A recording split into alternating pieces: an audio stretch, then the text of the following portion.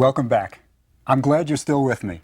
This is our last lecture, and we're going to see the end of Egypt as a nation. But it'll be presided over by a fabulous woman, Cleopatra. Let me pick up where we left off last, with the good Ptolemies. Ptolemy 1 and 2, they had founded the library at Alexandria. We have the lighthouse built. They're running Egypt like a business. They're doing fairly well. But that ends. The later Ptolemies really didn't take care of business. They were more interested in reaping the benefits of being king. They were given nicknames by the people that suggests things were drastically wrong. For example, one Ptolemy was called Physicon, fatty. He was so fat that he had to be helped up so he could walk. Right? Cleopatra, the last ruler of Egypt as a nation, her father was called Oletus, the flute player, because he was more interested in playing the flute than taking care of business. Now, Cleopatra is someone about whom there are all kinds of myths, and there's a good reason for it. History is written by the victors, and Cleopatra lost. So there's this image of Cleopatra as this femme fatale, luring good Romans to their death. Not true. Not true. She wasn't promiscuous. She wasn't this femme fatale. Right? But it's because the Romans defeated her and they wrote the history that we have this image of Cleopatra. Today, we're going to look at Cleopatra's life in 3 stages. The first stage is before she meets Caesar, as a young girl. Then, with Caesar. And the third stage is after Caesar, which is the same as with Marc Antony. Let's start with Cleopatra before Caesar as a girl. Her father, Ptolemy Oletus, the flute player, Ptolemy 12, had tremendous problems. People revolted against him. He had trouble staying in power, and he knew what he had to do. He went to Rome and asked Rome to keep him on the throne. He made a deal. He would bribe them. He would send them money. And they wouldn't get their money unless he stayed on the throne. So Rome kept Cleopatra's father on the throne. And Cleopatra saw this. You'll see. It plays an important part in her life. Now, as a young girl, we have certain incidents about Cleopatra. First, we know that she went with her father to the tomb of the Apis bull, which is called the Serapeum. It's at Saqqara. And let me describe the Apis bull to you. The Apis bull is a unique god in all of Egypt. As you know, the Egyptians were not reincarnationists. They didn't believe you're going to come back again. They were resurrectionists. They believed you were going to get up and go again. That's why they mummified. The closest I can come to an example of possible reincarnation belief is the Apis bull. There was only one Apis bull alive at any one time. It was believed that the Apis was born when lightning struck a cow and the cow became pregnant.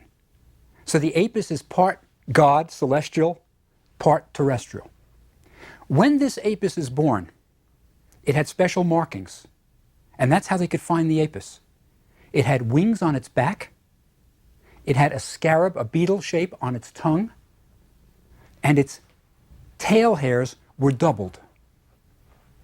These were the signs of the Apis. When the Apis was born, it was pampered and treated as a god. It was kept in a temple, perfumed, fed, and when it died, it was mummified. The bull was buried in a tomb at Saqqara, an old kingdom cemetery, a revered cemetery, in a large tomb, of course. Now, when the Apis died, though, the search began for the next Apis. Sounds like reincarnation. They're looking for another bull with wings on its back, scarab on its tongue, double tail hairs. And when that Apis is found, it goes to the temple, is perfumed, taken care of, until it dies. Mummified, placed in the tomb. Over the centuries, the Serapeum, the burial place of the Apis bulls, became vast. Chamber after chamber was built. Stone sarcophagi. They were buried with jewels, these bulls. And it was a very, I guess it's mysterious place. When you go into the Serapeum, even today, it's very mysterious. It's a long cavern, rooms over here. Each one once had an Apis bull.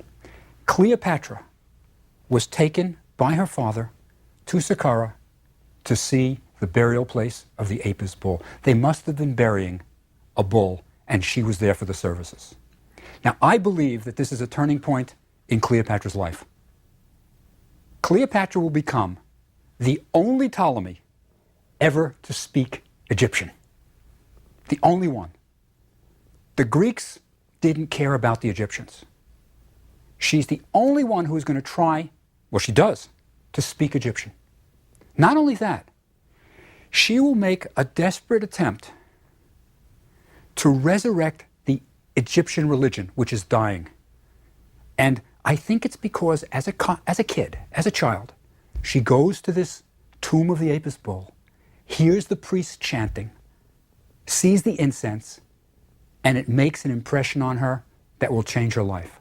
So we know she goes to the Apis bull tomb with her father. Now, her father dies, and he leaves a will. He actually leaves 2 copies of it. One in Alexandria, and the other is in Rome. Rome, because he knows if this will is going to be honored, the Romans are going to have to back it up. And he leaves as his successors actually, 2 of his children. His eldest daughter, Cleopatra. And there were 7 Cleopatras. The famous one is Cleopatra 7, our Cleopatra. She is going to be one of the rulers, and she is going to rule with her younger brother, Ptolemy the 13th. So they are placed on the throne. Now, she hates Ptolemy, her younger brother. He's a brat. She just hates him. And Ptolemy isn't ruling for himself. Cleopatra is perhaps 17 years old. Ptolemy's younger. And there are 3 people who are put in charge of Ptolemy, in charge of calling the shots for him. There is a politician, a rhetorician, maybe somebody has to make the speeches, and a eunuch. Somebody has to keep the peace. The important one is the politician, Pothinus. He is plotting all the time. And he turns the people of Alexandria, who are mainly Greeks, against Cleopatra. He puts the seeds of doubt in their mind that Cleopatra is pro-Roman, that she favors the Romans and doesn't care about the Greeks. Now, there is a little bit of truth in this. Cleopatra is smart. You know, she spent her childhood in the library at Alexandria. She read the history of Egypt. It is known that Cleopatra spoke many languages. When her father greeted ambassadors from foreign countries, she was there listening, and eventually she was allowed to greet them in their own tongue. This is a very smart young lady. And she saw that her father stayed in power only because of Rome's might behind him. She knows she needs Rome. It's kind of like in business, when people use other people's money, she was going to use other people's army. She was going to use the Roman army as her own. So she is pro-Rome. And Pothinus is telling the Greeks, oh, she's pro-Roman, we're going to be in trouble. And he sets up a revolt against Cleopatra. Cleopatra flees the country.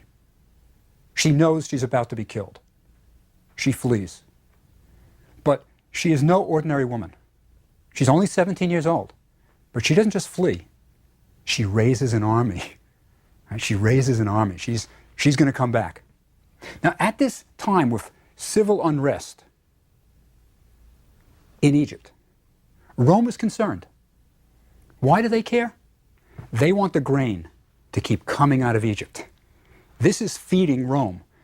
Egypt was called the breadbasket of Rome.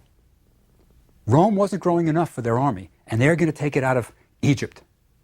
So Julius Caesar is sent to Alexandria to straighten things out, to settle Rome, to settle Egypt so Rome can get their grain. Now, what does he do? right? He sets up in the palace at Alexandria. Cleopatra's out of the country, but she hears Caesar's there to settle the matter. She knows she has to get back to the palace.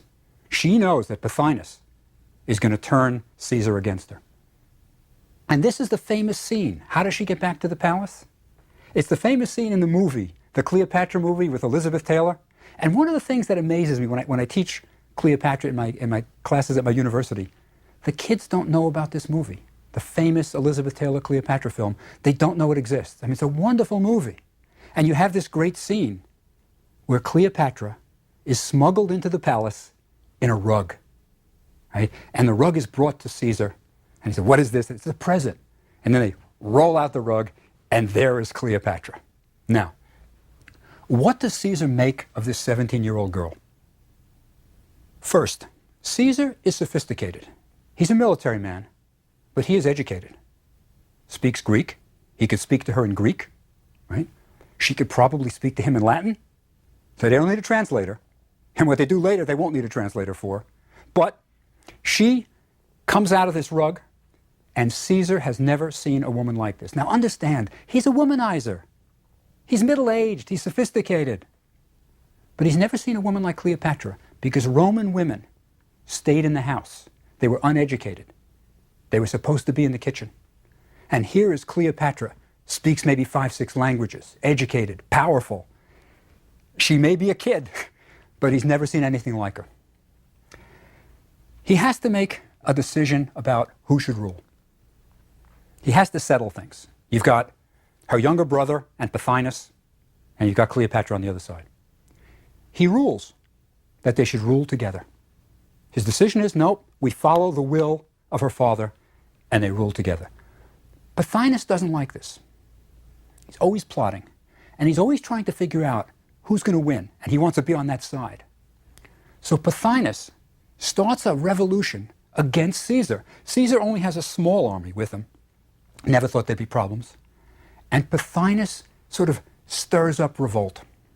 There is a mini war called the Alexandrian War. It's not a big deal. And Pothinus loses, right? He loses. Caesar, of course, is ticked off. And Cleopatra is plotting. She has Caesar execute Pothinus. So he's killed. He's out of the way. And then her younger brother, Ptolemy, right, is drowned conveniently trying to escape. Cleopatra is on her own. She is ruler of Egypt. A teenager.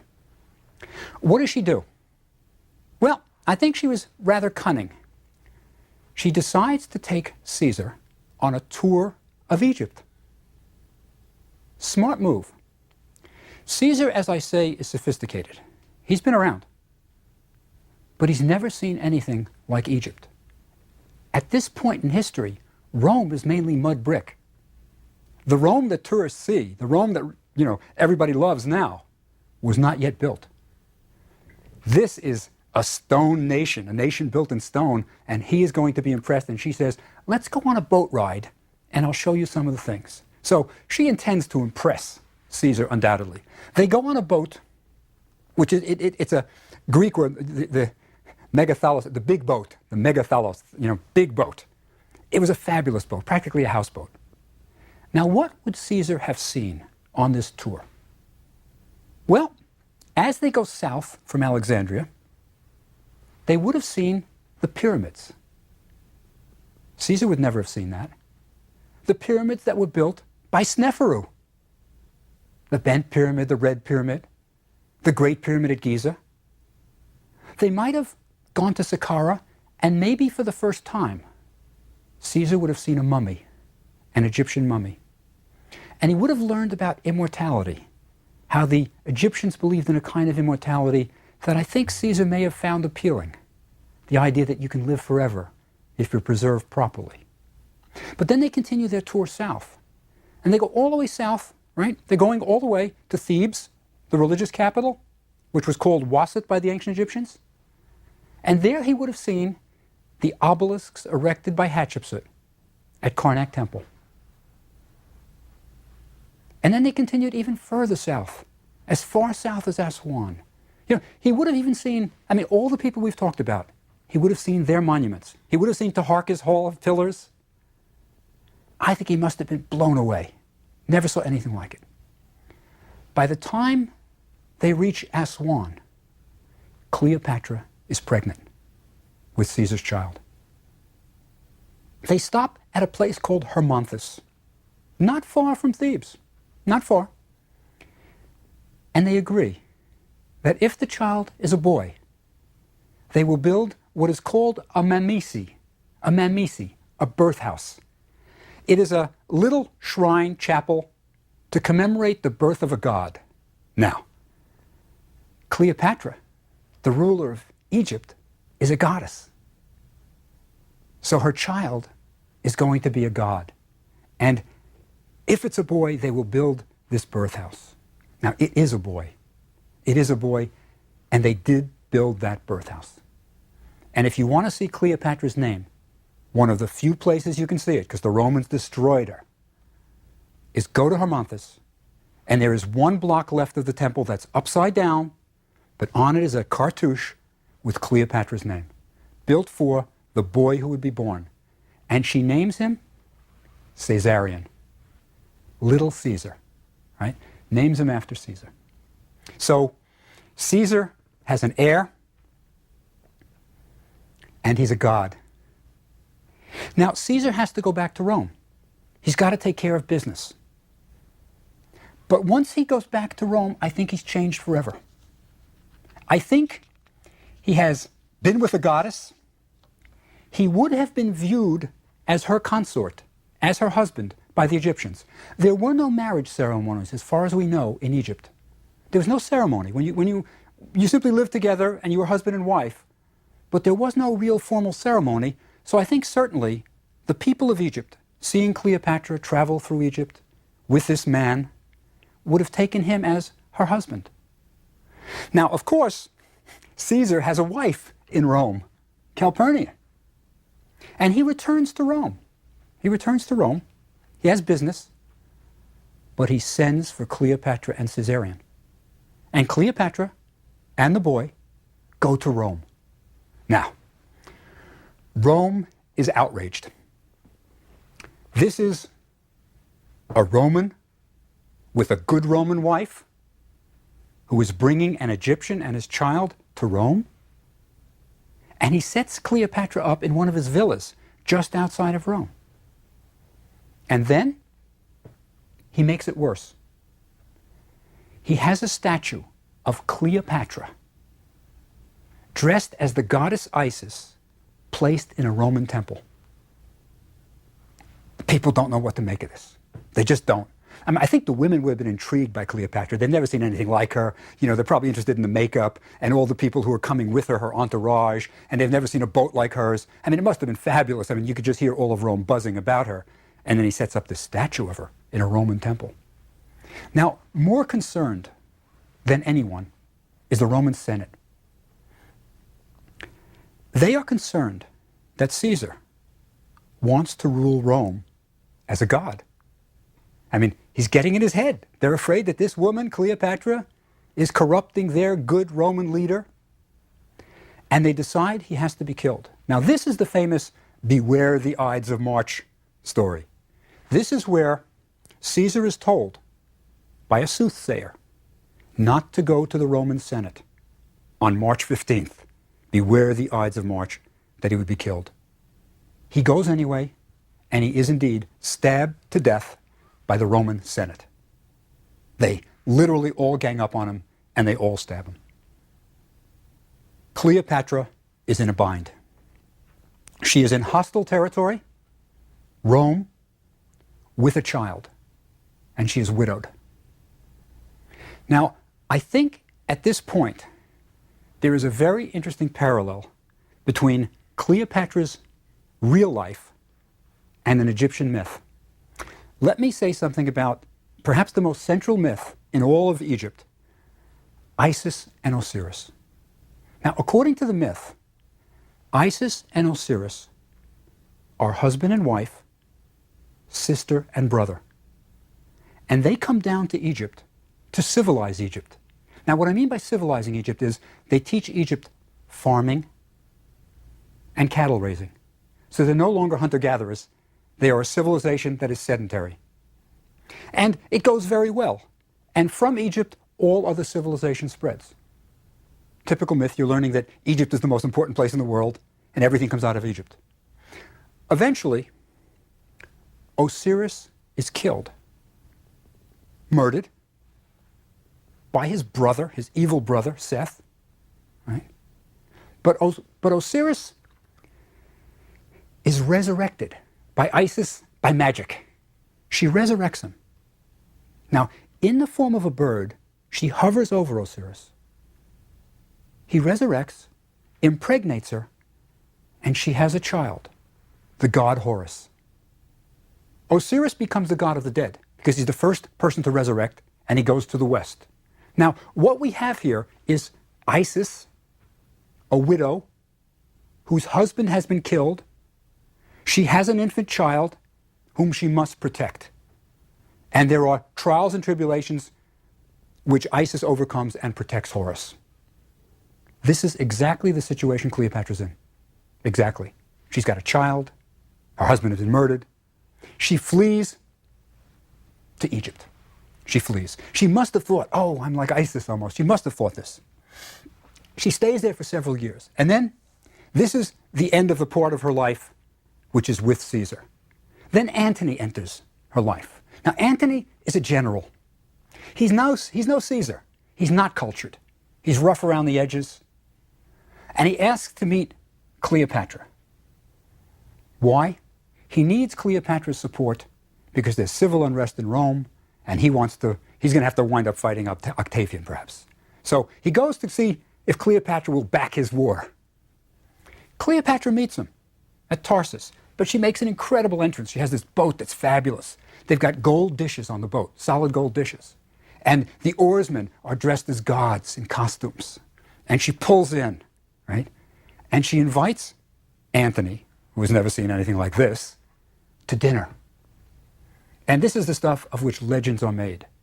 At this dinner, she has these big pearl earrings on.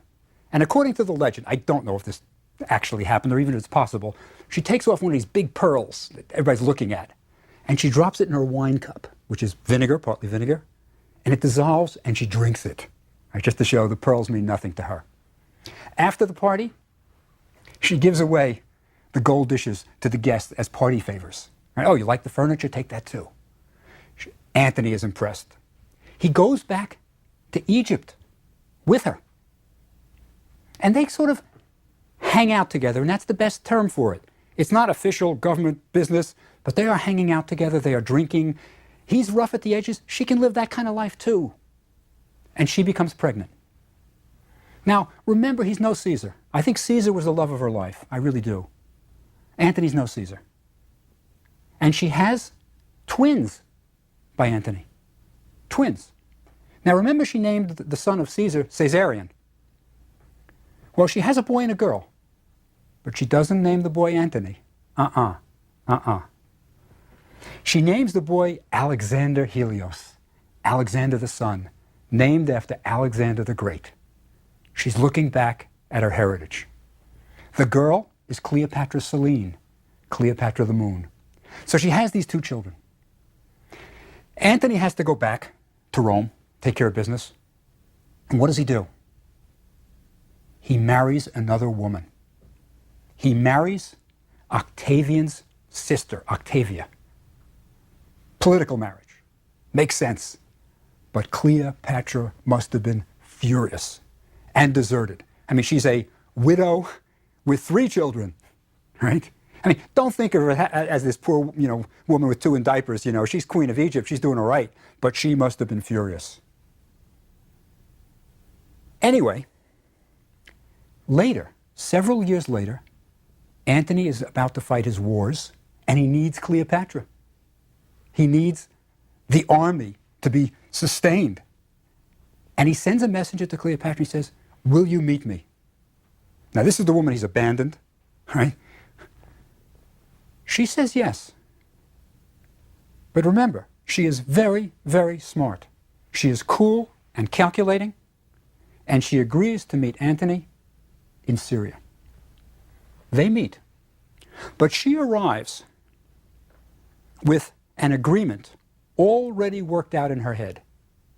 It is the kind of agreement that any Hollywood lawyer would be proud of. She will help Antony, yeah, but he's got to make certain concessions, right? What concessions? First, they will be married, right? They will be married. But he's not going to rule Egypt.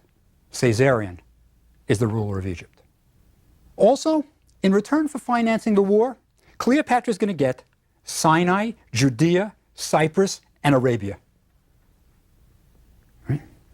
Caesarion, he's going to rule Egypt. Antony agrees. He's stuck. He's got to do it. Right?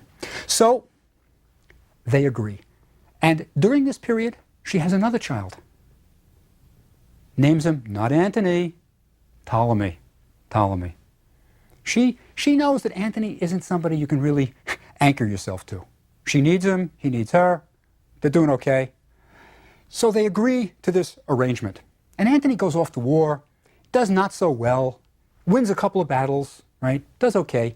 And he comes back to Egypt, to Alexandria, and he has what they call a triumph. Now the Romans celebrated triumphs. When you won, you went out and you beat up people, you brought back captives, you brought back the booty, and you sort of paraded it.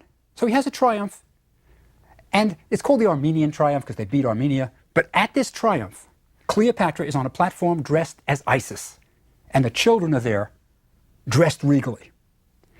And in public, Antony gives certain things away. What does he give? Just the things he promised.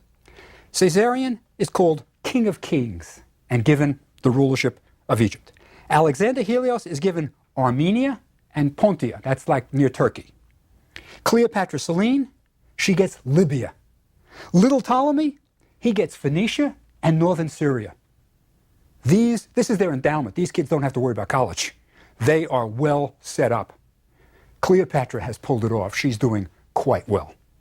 Now, Rome is infuriated. Rome feels that Antony, a Roman, has celebrated a triumph in Egypt and given away what should be Rome to Egyptian kids. They are furious, and war is declared. They declare war, but not on Antony. He's Roman. They declare war on Cleopatra.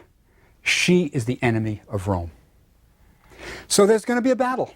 The big battle will be fought on the water at Actium. It will be Cleopatra, who is in the middle. She has her own ship in the Battle of Actium. She's not going to let Antony go on his own. She's going to watch him against the Roman fleet. And they're defeated. They are defeated. They have to flee. Antony and Cleopatra flee back to Alexandria.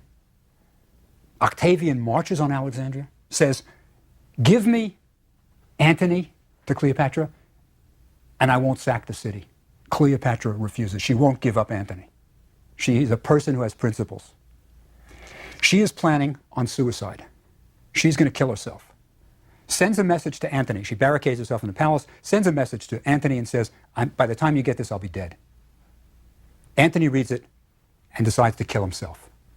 He takes his sword, runs himself through, doesn't die immediately. When Cleopatra hears what he's done, she has him brought to the palace, and he dies in her arms. Octavian captures Cleopatra, and he intends to bring her back to Rome for his triumph, and she's going to be paraded in chains. But she outsmarts him. She outsmarts him. She has a snake smuggled into her in a basket of figs. And this is the famous scene where she dies by the bite of a cobra, which is the traditional protector of Egypt. And she dies, and Octavian is cheated of having Cleopatra in Rome in chains. This is the end of Egypt as a nation. Cleopatra tried to bring it back, tries to resurrect the religion, learns the language. A valiant attempt, but fails. Egypt will no longer be a nation. It'll be a province of Rome. Now, the thing I would like you to remember from this course is not the pyramids and the temples and the tombs, which are sterile and personalityless. Remember that the reason Egypt was great was not because just the Nile and the gift of the Nile, as Herodotus said. It's because of people like Narmer, who unified it. Sneferu, who taught Egypt how to build the pyramids. The Nubians, who tried to unify it and bring it back. And Cleopatra, who tried so valiantly to resurrect Egypt. Thank you.